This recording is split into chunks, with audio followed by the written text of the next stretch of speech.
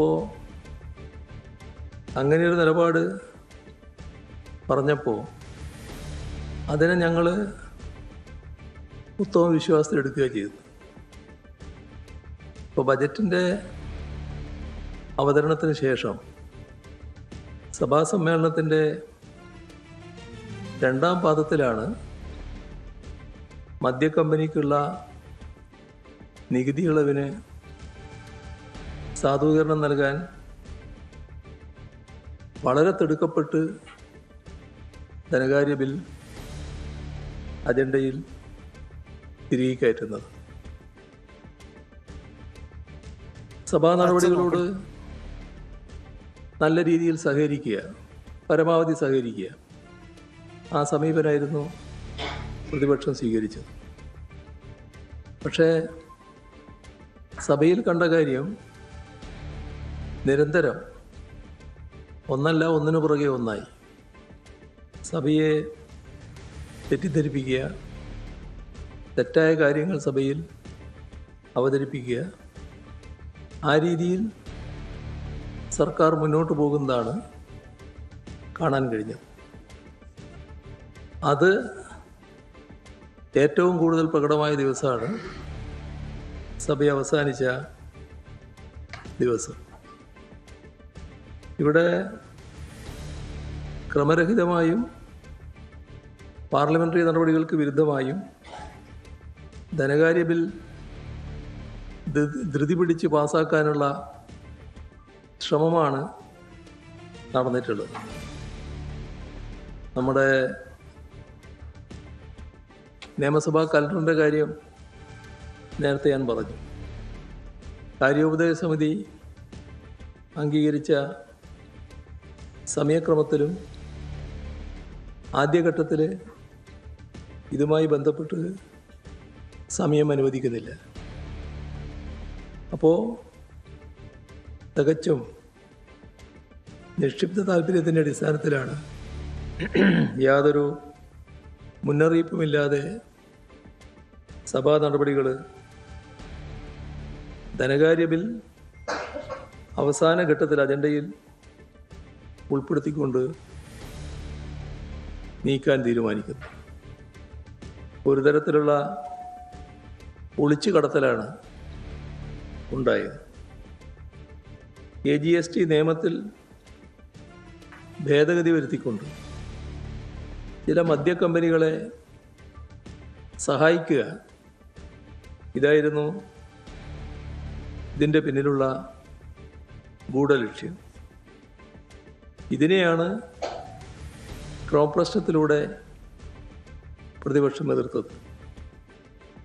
Subject കമ്മിറ്റിയുടെ പരിശോധന കഴിഞ്ഞ് മാത്രമാണ് നികുതി നിർദ്ദേശങ്ങളുള്ള ഫിനാൻസ് ബിൽ സാധാരണഗതിയിൽ പാസ്സാക്കുക. പക്ഷേ ഇക്കാര്യത്തിൽ സബ്ജക്റ്റ് കമ്മിറ്റി ചേരാൻ സമയം പോലും നിശ്ചയിച്ചില്ല.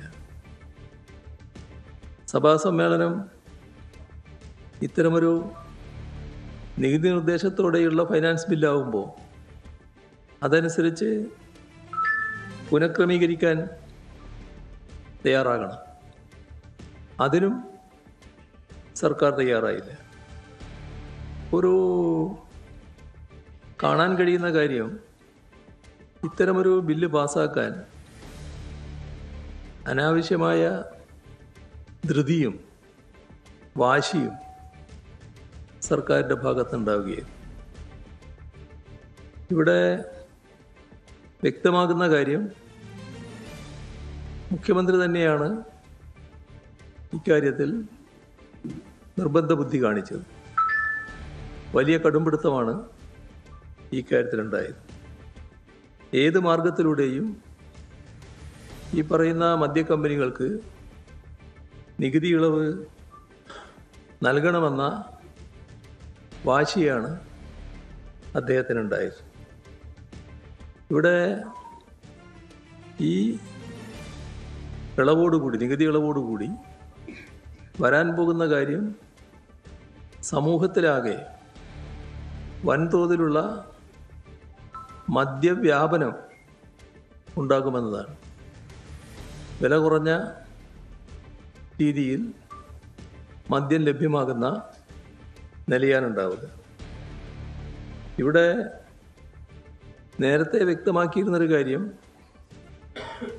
മുഖ്യമന്ത്രി തന്നെ വ്യക്തമാക്കിയിരുന്നത്, ബജറ്റിൽ ഇത്തരമൊരു നിർദ്ദേശം വന്നെങ്കിലും അത് UDF ആണ് അവസാന തീരുമാനമെടുക്കുക. UDFൽ ചർച്ച ചെയ്തതിന് ശേഷം മാത്രമേ ഈ കാര്യം നടപ്പാക്കൂ എന്ന് അദ്ദേഹം പറഞ്ഞിരുന്നു. UDF വേണ്ടാൻ തീരുമാനിക്കുകയാണെങ്കിൽ ഞങ്ങളത് വേണ്ടെന്നും വെക്കും. ഇതെല്ലാം നിയമസഭയിൽ തന്നെ അദ്ദേഹം പറഞ്ഞ കാര്യമായിരുന്നു. പക്ഷേ ആ കാര്യങ്ങളെല്ലാം ഒരു തരത്തിൽ പ്രഹസനമാക്കി മാറ്റുന്ന നിലയാണുണ്ടായത്. നൽകിയ ഉറപ്പ്, പരസ്യമായി നൽകിയ ഉറപ്പ്, അതൊന്നും പാലിക്കാൻ പറ്റില്ല എന്ന നിലപാടാണ് പിന്നീട് കണ്ടത്.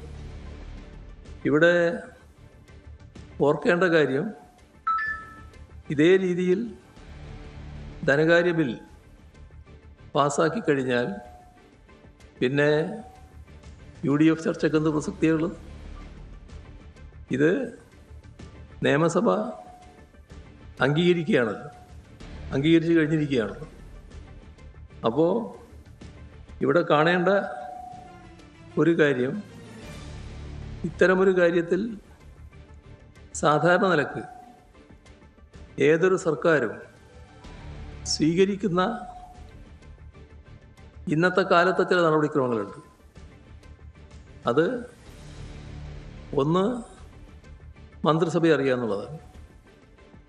അതിനു മുൻപ് ഇതുപോലൊരു പ്രധാന തീരുമാനമാകുമ്പോൾ ബന്ധപ്പെട്ട പാർട്ടികളിലും ചർച്ച ചെയ്യും. മുന്നണി സംവിധാനമാകുമ്പോൾ മുന്നണിയിലും ചർച്ച ചെയ്യും. എന്നാൽ ഇവിടെയൊന്നും ഒരു ചർച്ചയുണ്ടായിട്ടില്ല. മാത്രമല്ല, ഇതിൻ്റെ എല്ലാം നേതൃത്വത്തിലിരിക്കുന്നവർ ഈ കാര്യങ്ങൾ അറിഞ്ഞിട്ടേയില്ല, മുഖ്യമന്ത്രി ഒഴികെ. അപ്പോൾ അത് വ്യക്തമാകുന്ന തരത്തിലുള്ള പ്രതികരണങ്ങളാണ് പൊതുവെ ഉയർന്നു വന്നിട്ടുള്ളത്. അപ്പോൾ സ്വന്തം പാർട്ടിയിൽ നിന്ന്, മുന്നണിയിൽ നിന്ന്, വിവിധ മത സാമുദായിക സംഘടനകളിൽ നിന്ന്, വ്യത്യസ്ത സാമൂഹ്യ വിഭാഗങ്ങളിൽ നിന്ന് ശക്തമായ എതിർപ്പാണ് ഇക്കാര്യത്തിൽ ഉയർന്നു വന്നത്. പക്ഷേ അതൊന്നും വകവെക്കില്ല എന്ന നിലപാടാണ് ഈ കാര്യത്തിൽ നിർഭാഗ്യവശാൽ മുഖ്യമന്ത്രി സ്വീകരിച്ചത്. ഇന്നലെ പ്രതിപക്ഷം സഭ ബഹിഷ്കരിച്ചു. അത്തരമൊരു ഘട്ടം വന്നപ്പോൾ കണ്ടത് വല്ലാതെ അസ്വസ്ഥനായി സംസാരിക്കുന്ന മുഖ്യമന്ത്രിയാണ്. കാണേണ്ട കാര്യം, സബ്ജക്റ്റ് കമ്മിറ്റി ഒഴിവാക്കി ധനകാര്യ ബിൽ പാസ്സാക്കിയതിനെ ന്യായീകരിക്കാൻ ചില വിദണ്ഡവാദങ്ങൾ അണിനിരത്തിയെന്താണ്.